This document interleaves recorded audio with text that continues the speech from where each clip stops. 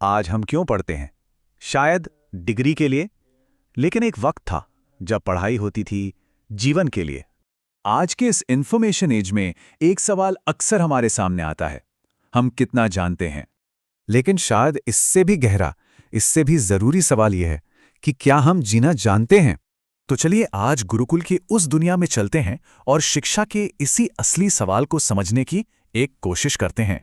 अगर आज की शिक्षा और गुरुकुल को आमने सामने रखें तो एक बहुत बुनियादी फर्क साफ नजर आता है।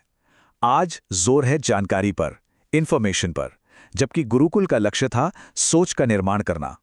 आज हमारी काबिलियत का पैमाना है परीक्षाएं, एग्जाम्स। तब चरित्र ही असली कसौटी हुआ करता था। और जहां आज हम एक डिग्री के लिए पढ़ते हैं, वहीं गुरुकुल में शिक्षा का मतलब था जीवन को जीना सीखना। और ये जो इतना बड़ा फर्क है ना, इसकी वजह बहुत साफ है। गुरुकुल की बुनियाद ही अलग थी। वहां पाठ्यक्रम बाद में आता था, मूल्य पहले आते थे। किताबी ज्ञान से भी पहले संस्कारों की नींव रखी जाती थी। सोचकर देखिए, गुरुकुल में शिष्य का दिन किताबों से नहीं बल्कि खुद से शुरू होता था। सूर्योदय से भी पहले ब्रह्म मुहूर्त में, जिसे दिन का सबसे शांत और ऊर्जावान समय माना जाता है, उठकर शिष्य पहले ध्यान और योग से अपने मन और शरीर को साधता था। ज्ञान की असल यात्रा इसके बाद ही शुरू होती थी। और सीखने का तरीका भी बिल्कुल अलग था। गुरुकुल में किताबें शायद कम थीं, लेकिन अनुभव का खजाना था। शिष्य सिर्फ गुरु के शब्दों को सुनता नहीं था, बल्कि उन्हें देखकर, प्रकृति को महसूस करके और हर काम को अपने हाथों से करके सीखता था। Learning by living.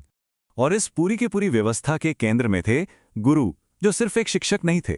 देखिए, आज हम एक शब्द इस्तेमाल करते हैं टीचर, लेकिन तब के गुरु शब्द में और इसमें बहुत बड़ा फर्क है। गुरु का काम सिर्फ कोई विषय पढ़ाना नहीं था, बल्कि उनका काम था शिष्य के पूरे व्यक्तित्व को गढ़ना, उसे तराशना। गुरु असल में एक मार्गदर्शक थे, वो जो सिर्फ ज्ञान नहीं बल्कि जीवन जीने का सही रास्ता दिखाते थे।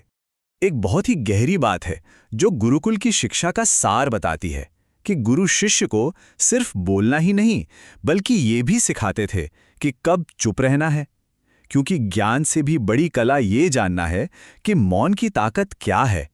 शिष्य को हर तरह के सवाल पूछने की पूरी आजादी थी। जिज्ञासा को कभी दबाया नहीं जाता था, लेकिन इस आजादी के साथ एक अनुशासन भी था कि यहां अहंकार के लिए कोई जगह नहीं होगी, क्योंकि सच्चा ज्ञान हमेशा विनम्रता की जमीन पर ही उगता है। गुरुकुल में जो ज्ञान दिया जाता था वो सिर्फ जानकारी का ढेर नहीं था। ये वो ज्ञान था जो सीधे सीधे एक व्यक्ति के चरित्र का निर्माण करता था। वहां ऐसी चीजें एक साथ सिखाई जाती थीं जो आज शायद हमें एक दूसरे के उलट लगें। जैसे एक शिष्य को युद्ध कौशल सिखाया जाता था, लेकिन उसी के साथ उसके मन में करुणा का भाव भी स्थापित किया जाता था। ठीक इसी तरह शक्ति हासिल करने के साथ साथ संयम का पाठ पढ़ाया जाता था, क्योंकि बिना संयम के शक्ति सिर्फ विनाश लाती है।